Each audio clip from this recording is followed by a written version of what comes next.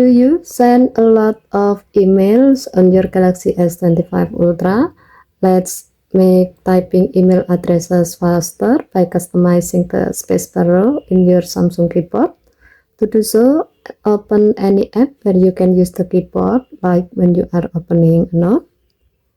Then tap the settings icon above the keyboard.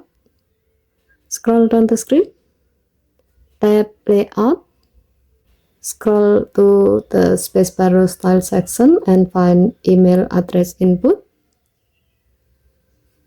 Here you will see two options: full stop to add a quick dot button to the keyboard, .com to add a .com shortcut for faster email entry.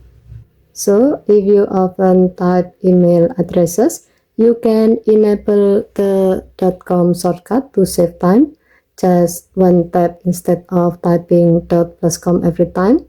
And if you want quicker punctuation while typing, you can also enable the full stop shortcut, so it's always right there on the spacebar row. And that's how you customize the spacebar row for email input on your Galaxy S25 Ultra. Okay, thank you for watching. Please help to like and subscribe. Have a nice day.